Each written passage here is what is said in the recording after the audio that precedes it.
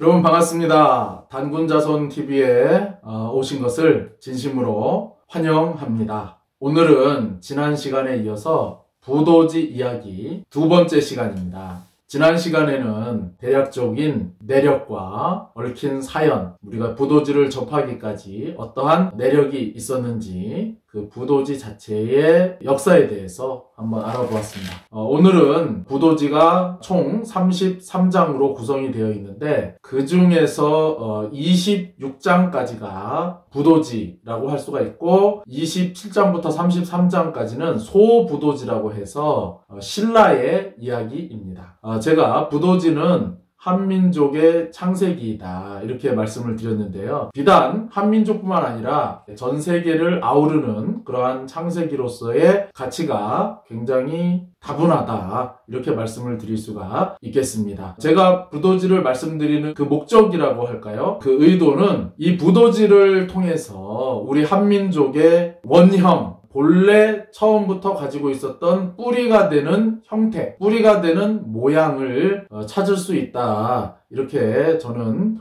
말씀을 드리고 싶습니다. 한민족이 누구인지, 내가 누구인지, 우리는 어떤 민족인지를 탐구를 한다고 할 때 바로 그것을 명확하게 알려주는 것이 바로 이 부도지다 이렇게 말씀을 드리겠습니다. 자, 오늘 말씀드리는 내용은 1장에서 3장까지 약 4장 한 중간 정도 이렇게 되는데요. 부도지의 시작 지점이지요. 그런데 1, 2, 3장은 시간의 흐름상으로 볼 때 약간 뒤죽박죽 이렇게 되어 있습니다. 그래서 처음에 이 부도지를 접하시는 분들이 1, 2, 3장에서 약간 혼동과 낯섦, 생소함 이런 것들을 접하시고 좀 어렵다 이렇게 해서 처음 시작부터 좀 장벽이 이렇게 있는 거죠. 그런데 1, 2, 3장 그것만 이제 넘어가시면 4장부터는 크게 어렵지가 않으실 겁니다.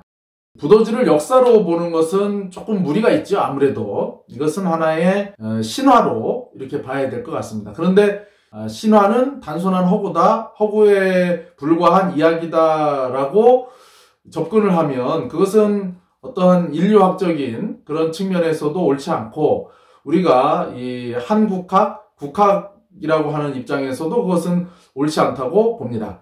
신화는 허구일 수는 있지만 그 신화 속에 무엇이 담겨 있냐면 그 민족, 그 신화를 공유하고 있는 그 민족, 그 집단의 집단 무의식, 그러니까 보편적인 어떤 정서, 어떤 심성, 그리고 감성, 가치관, 그리고 이 세계를 바라보는 어떤 관점, 이 세계를 이해하는 형태, 이런 것을 하나의 이야기로서 보여주는 것이 신화라고 할 수가 있습니다.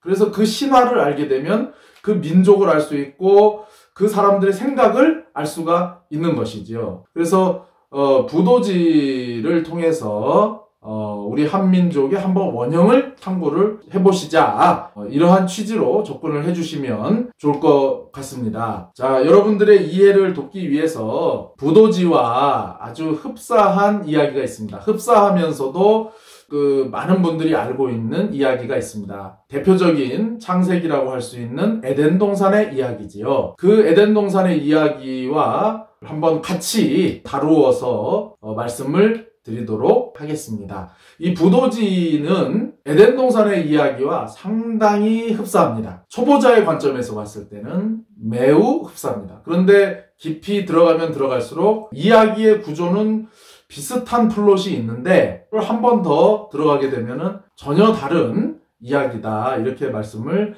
좀 드릴 수 있을 것 같습니다. 자, 에덴 동산의 이야기에서 창세의 주체가 있지요. 그 창세의 주체를 저는 이렇게 알고 있습니다.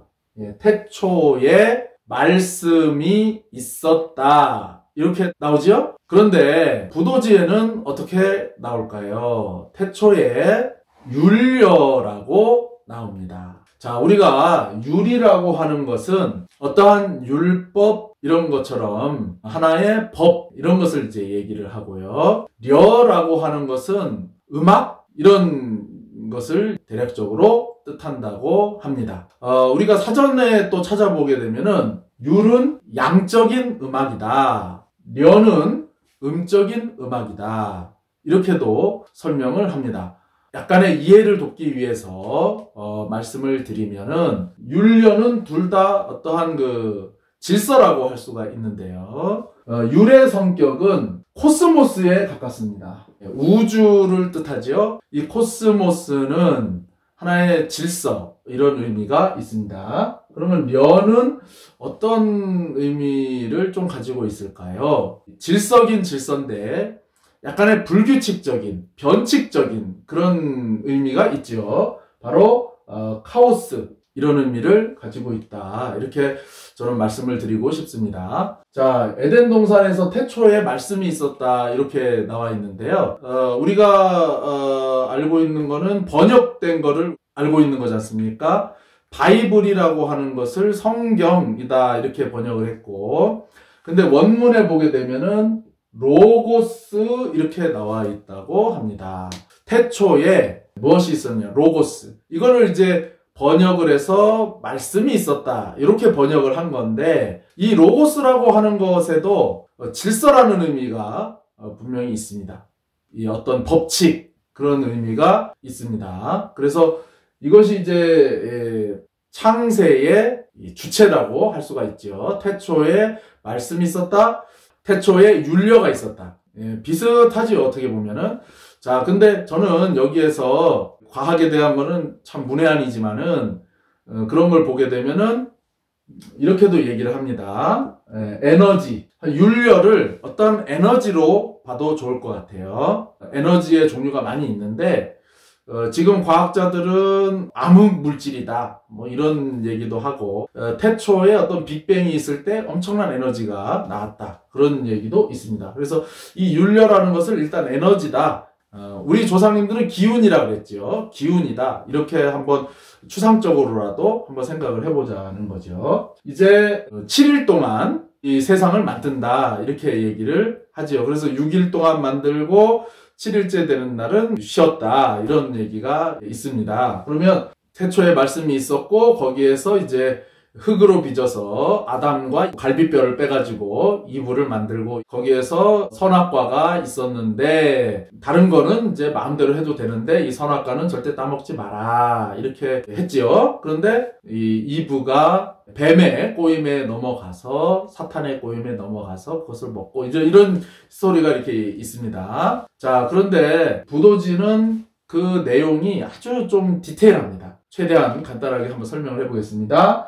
자, 태초에 율려가 있었고요. 이 율려가 있으면서 수많은 별들이 생겼다가 없어졌다, 생겼다가 없어졌다 하면서 아주 뭐 셀 수 없는 오랜 세월이, 그러한 시대가 있습니다. 그것을 짐세라고 한다. 요거는 그냥 그렇게만 알고 계시고, 이 부도지에서는 그렇게 중요하지 않습니다.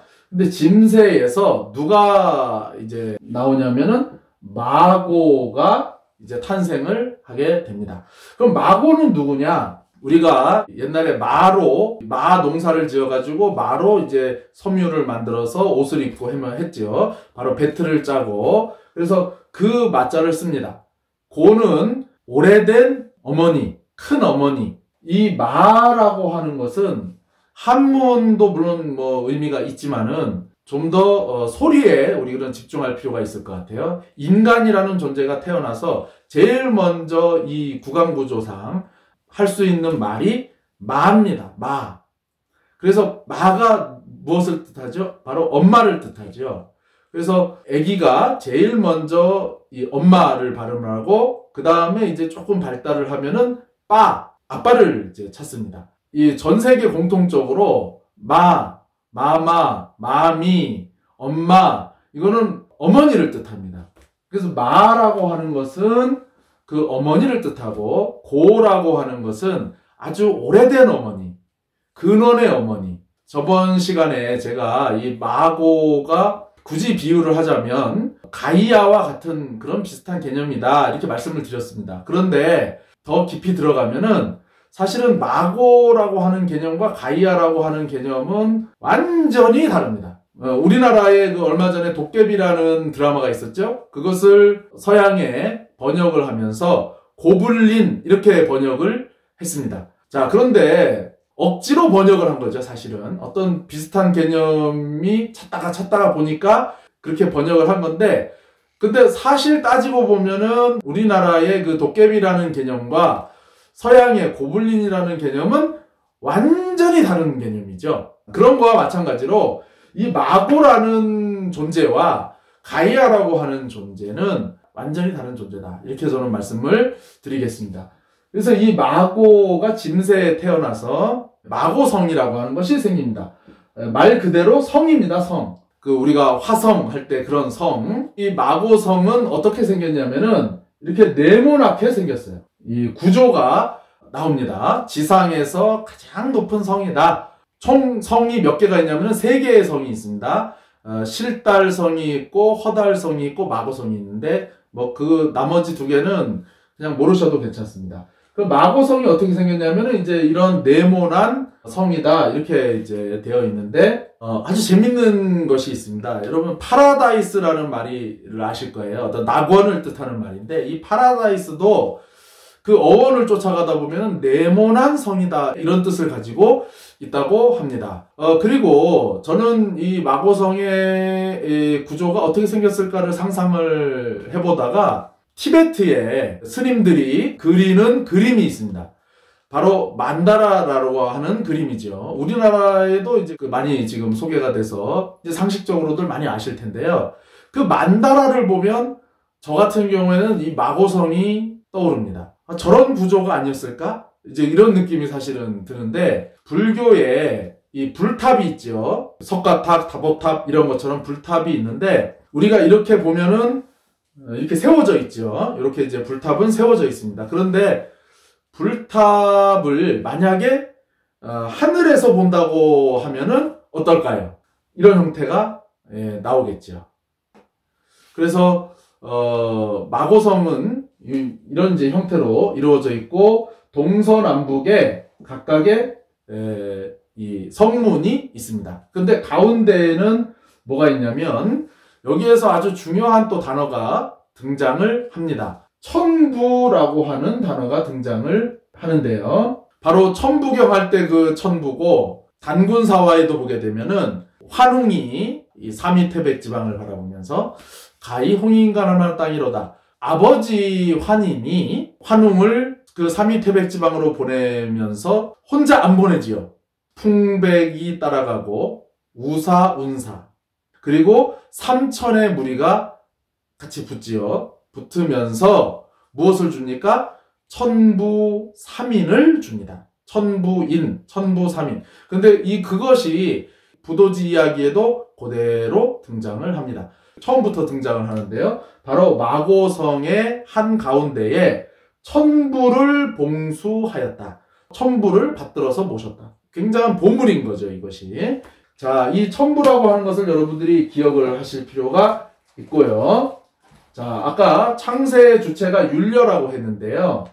자, 이 율려 다음에 이제 무엇이 등장을 하냐면은 향이 등장을 합니다. 요것도 여러분들이 기억을 하실 필요가 있습니다. 율려라고 하는 것은 아주 근원의 에너지예요. 그래서 근원의 에너지이기 때문에 너무나 강력하지요. 너무나 파워가 강합니다. 우리가 실생활에서 볼 수 있는 에너지가 뭐가 있을까요? 여기도 제가 전등을 밝혀놓고 있는데 바로 전기지요. 자, 그 전기는 어디에서 만듭니까? 발전소에서 만듭니다. 그럼 발전소에서 만든 그 전기는 어떻습니까? 아주 고압이죠. 전기의 에너지가 너무나 강력하죠. 그래서 만약에 가정에 그것을 그대로 연결한다고 하면 그냥 홀라당 타버릴 것입니다. 그래서 가정에 있는 이런 등이라든지 컴퓨터라든지 TV 뭐 이런 가전제품을 돌릴 수 있으려면 발전소에 있는 그 강력한 그 전기를 한번 낮춰줘야 됩니다. 220V에 맞춰서. 그것이 바로 변전소지요. 그런 식으로 이제 이것이 공급이 됩니다. 제가 비유를 말씀드리는 겁니다. 그렇다면 이 율려라고 하는 것은 제가 아까 에너지라고 말씀을 드렸는데 이것은 너무나 강력한 거죠. 발전소에서 바로 생산된 강력한 전기다. 이렇게 비유를 할 수가 있습니다. 그러면 자, 이것이 이 지구에 이 에너지가 그대로 전달이 된다고 하면은 어떻게 되겠습니까? 생명이 이것을 버틸 수가 없겠지요. 하나의 이것을 이제 변전소 역할을 해주는 것이 바로 마고성이다. 이렇게 저는 좀 설명을 드리고 싶습니다. 자, 그래서 이 율려의 에너지를 그대로 이 안테나로 받아내리는 것이 있습니다. 그것이 바로 가운데의 천부입니다. 자, 여기에서 이것이 받아요. 자, 그러면 마고라는 존재는 바로 이 율려를 관장하는 존재입니다. 자, 그런데 이제 이 마고가 이제 창조 행위를 하기 시작합니다. 이제 마고성을 만들었어요. 자, 여기에서 이 마고가 두 딸을 낳습니다. 궁희와 소희를 낳습니다. 자, 그러면 이 궁희와 소희의 역할이 있을까요? 없을까요? 자, 여러분, 이 에덴 동산에서는 6일 동안 만들어요. 인간을 창조를 합니다. 흙을 빚어가지고 아담을 만들고, 또 아담이 외로워요. 밤에 잘 적에 갈비뼈를 뽑아서 이불을 만듭니다. 자, 우리가 왜라고 하는 질문을 한번 해봅시다. 왜?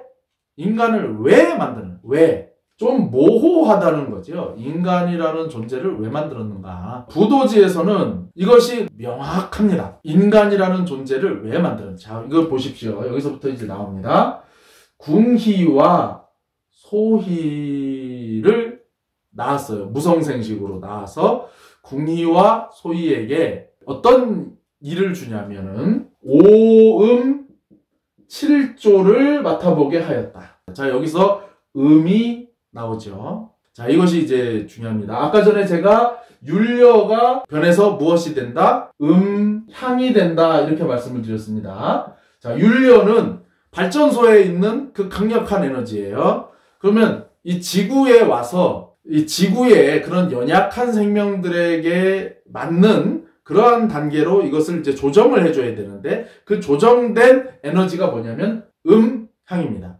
자, 음향에 대해서 뭐 여러 해석이 있을 수 있습니다만은 음악이죠, 음악. 소리입니다, 소리. 스피커 광고 같은 걸 보게 되면은 뭐 음향이 좋다, 음향 시설이 좋다 이렇게 얘기를 합니다. 율은 양적인 음악이고 려는 음적인 음악이다. 이러한 이제 이 사전적인 의미도 가지고 있다. 이렇게 말씀을 드렸는데요. 근데 음향도 똑같습니다. 음은 양적인 소리, 향은 음적인 소리입니다. 음은 홀로 존재할 수 있습니다. 근데 향은 음이 있어야 존재할 수 있습니다. 무슨 얘기냐면은 비유입니다. 산에 올라가서 야호를 했어요. 야호를 했으면 그거는 뭐냐면 그건 음입니다. 근데 그것이 저 산에 가서 골짜기에서 메아리를 치죠. 그것은 향입니다. 그러니까 음이 있고 향이 있어야 비로소 이 소리가 완성이 되는 거예요. 음과 양처럼 이것은 하나의 세트입니다. 자, 그런데 마고가 궁희와 소희를 낳아서 오음 7조를 맡아보게 했다 이랬습니다. 마고는 율려를 담당을 하고 이제 오음 7조를 담당을 하면서 창조 행위를 하기 시작합니다. 궁희와 소희는 같이 창조의 주체가 된 거죠. 자, 근데 점점 이제 만물이 생겨남으로 인해서 일손이 부족해져요. 그 일손이 부족해져서 마고가 궁희와 소희에게 너희들도 자손을 낳아라. 그래서 각각 2남 2녀를 낳습니다.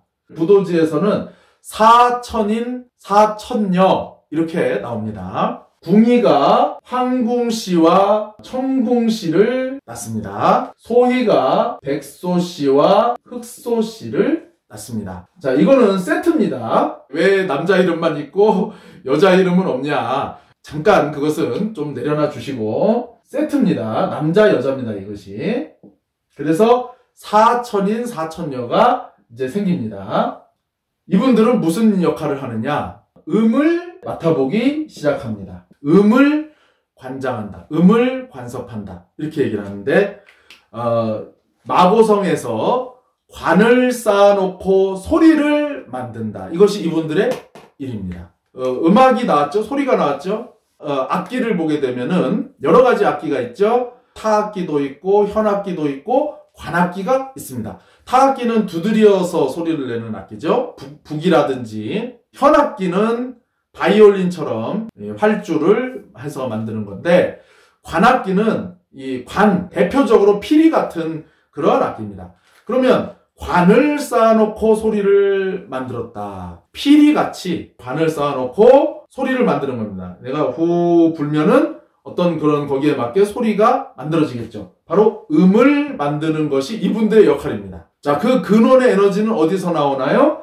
윤료에서 나오는 거죠. 윤료라고 하는 원재료를 가지고, 원 에너지를 가지고 지구에 맞게, 이 땅에 맞게 그것을 변조를 하면서 붕이와 소이는 오음 7조를 맡아보고, 거기서 이제 더 일손이 필요하기 때문에 사천인 사천녀를 낳아서 바로 이 사천인 사천녀는 음을 관장을 했다. 이분들까지는 인간이라고 볼 수가 없어요. 사천인 사천녀는 인간이기도 하면서 어떤 신적인 존재입니다. 인간은 이 뒤에서부터 이제 인간이라고 부도지에는 그렇게 나와 있어요. 지상에 나타난 인간의 시조였다. 이렇게 나와 있습니다. 자, 제가 또 왜라는 표현을 씁니다. 우리가 어떤 철학의 기본이죠. 왜? 인간은 왜 사냐? 나는 왜 사냐? 나는 누구냐? 이 질문이 철학의 시작이고 종교의 시작이고 또 철학의 끝이고 종교의 끝이지 않습니까? 인간이 왜 생겼냐?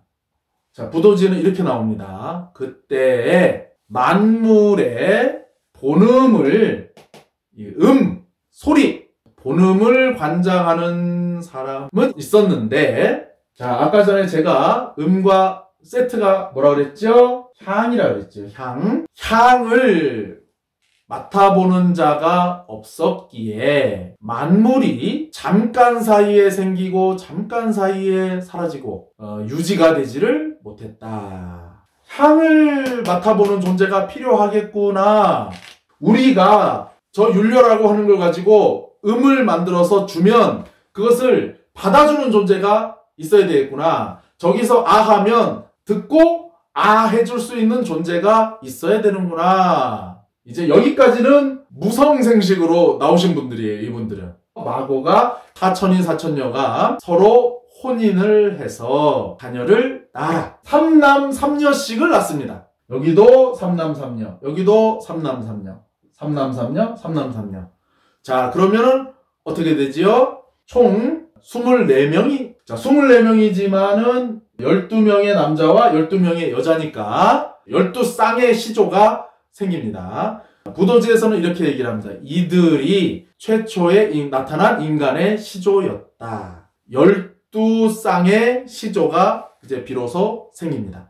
그리고 여기에서 각각 또 결혼을 해서 족속이 불어나서 각각 3,000명씩 늘어났다. 자, 그러면 12 곱하기 3,000명이니까 마고성의 인구는 36,000 이렇게 얘기를 할 수가 있을 것 같습니다. 근데 여기서 이제 멈추는 게 아니라 계속 또 인구가 불어나겠죠. 여기까지는 천인 천녀예요. 사천인 사천녀. 인간적인 존재가 라기보다는 좀 신적인 존재, 인간적인 존재는 여기서 이제 나옵니다. 12명의 시조가 나오는데 이분들의 역할은 뭐다? 향상을 맡아보는 거다. 이것을 부도지에서는 뭐라고 얘기를 하냐면 향상을 수증한다. 이렇게 표현을 합니다. 수는 닦을 수자, 증은 증명할 증자.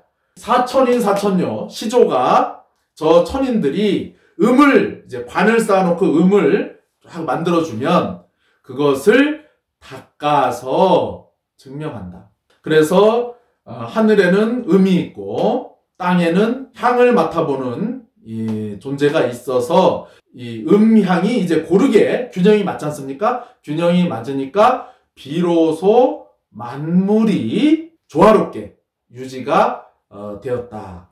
그리고 역수가 비로소 되었다. 자, 역수가 조되었다는 것은 무엇을 뜻할까요? 바로 지구의 운행이 비로소 조화롭게 운행하기 시작했다라는 것을 의미를 합니다. 그리고 만물이 이제 비로소 조화롭게 됐다. 그런 내용입니다. 자, 음에 대해서 부연 설명을 하게 되면 여기서 이제 또 중요한 그런 개념이 한 가지가 나오는데요. 내천인 내천녀, 황궁씨, 청궁씨, 백소씨, 흑소씨가 관장하는 그 음이라고 하는 것이 뭐냐? 여기에 대한 설명이 이제 나오는데 그것이 만물의 근원이 되는 건데 자, 인류는 동서양을 막론하고 만물의 근원이 되는 것으로 네 가지를 사실은 꼽았습니다. 우리 동양 철학을 공부를 해보시는 분들은 만물의 근원이 뭐라고 이제 설명을 하죠? 목화토금수, 이것이 오행이다. 동양에서는 공부를 하는데, 그거는 정확하게 말하면은 중국 철학이에요. 거기에 대한 것도 이제 부도지에서는 다룹니다. 그런데 서양은 물, 불, 바람, 흙 네 가지입니다. 여러분 혹시 릭베송 감독의 제5원소라는 영화를 혹시 보셨는가요? 안 보신 분들은 제가 추천을 드립니다. 근데 거기에도 기본적인 세계관이 이 만물의 근원이 되는 네 가지 원소, 그 영화에서는 한 가지를 더 합쳐서 5원소인데 그 네 가지가 물, 불, 바람, 흙입니다. 자, 근데 이것이 서양에서 기본적으로 가지고 있는 하나의 그 인식이에요. 철학체계예요. 자, 그런데 이것이 서양만 그러냐? 그렇지 않습니다. 불교도 그렇습니다. 불교도 지수화풍, 이것을 이제 4대라고 얘기를 하는데, 결국에는 이 세상이 뭘로 이루어졌냐? 지수화풍으로 이루어졌다. 물질은 지, 땅이죠. 수, 물입니다. 화, 불, 풍, 바람이죠. 공기. 예, 그래서 인간이 흩어지면 지수화풍으로 간다. 목화토금수로 가는 게 아니에요. 지수화풍으로 간답니다. 그런데 부도지에도 그게 나옵니다. 부도지에는 기화수토 이렇게 나옵니다. 기, 공기, 화는 불, 수는 물, 토는 흙이죠.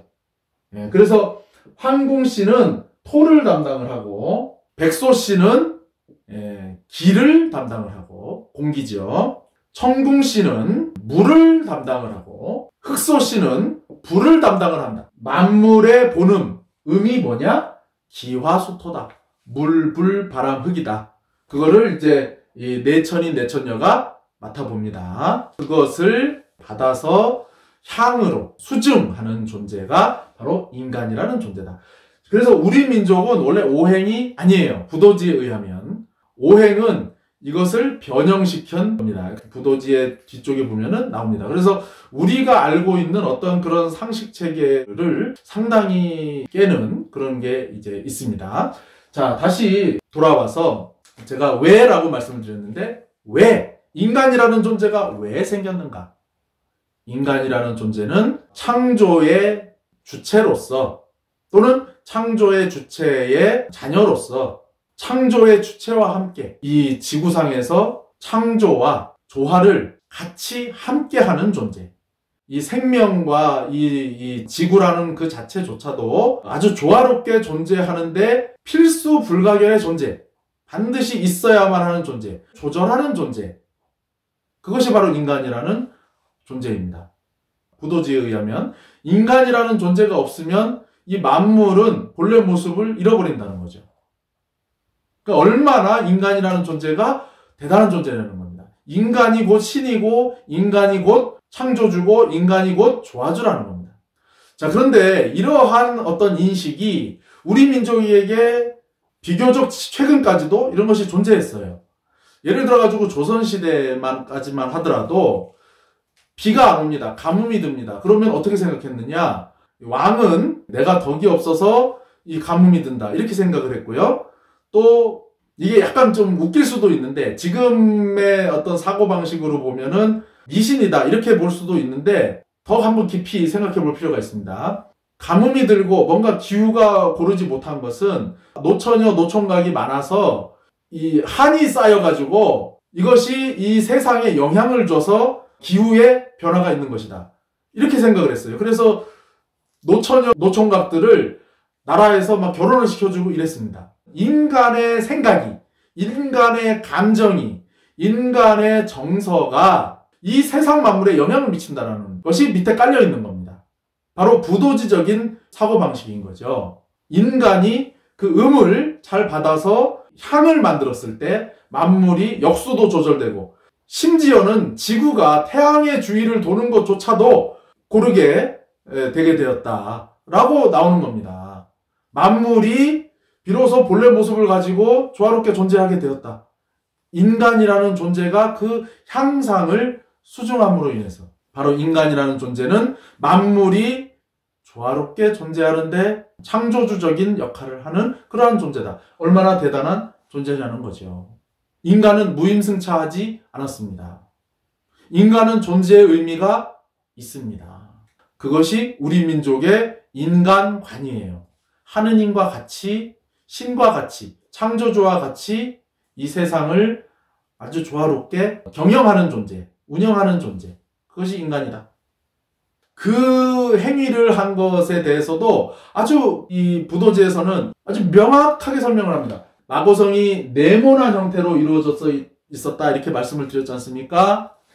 자, 가운데 천부를 봉수했다. 동서남북으로 4개의 성문이 있었다. 네모난 성이다 이렇게 말씀드렸습니다. 그러면 여러분 생각해 보십시오. 그럼 마고라는 존재는 어디 있을까요? 마고라는 존재는 이 천부 가운데 있겠지요. 그리고 두 딸 궁희소이와 함께, 그리고 여기에 천인, 황궁씨, 청궁씨, 백소씨, 흑소씨 이런 네 천인, 네 천녀도 여기에 같이 있습니다. 그리고 12명의 시조가 있는데 각각 3명씩 시조는 성문을 지키고, 그 다음에 3,000명이라고 그랬죠. 3,000명.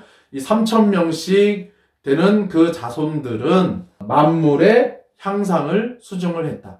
마고성이라고 하는 이 변전소에서 각자 본인이 맡아 있는 자리까지도 명확하다. 이렇게 말씀을 드리겠습니다. 오늘은 부도지의 1, 2, 3장, 약간 4장까지 좀 넘어갔는데요. 여기까지 한번 말씀을 드려봤습니다. 바로 인간이라는 존재가 왜 생겼는가? 인간이라는 존재가 왜 지구상에 존재해야만 하는가? 부도지는 그것을 우리에게 이야기를 해줍니다. 이것이 우리 한민족의 집단 무의식 속에 저는 있다고 믿습니다. 자, 오늘은 여기까지 말씀을 드리고요. 다음 시간에 또 말씀을 드리도록 하겠습니다. 여러분 들어주셔서 감사합니다.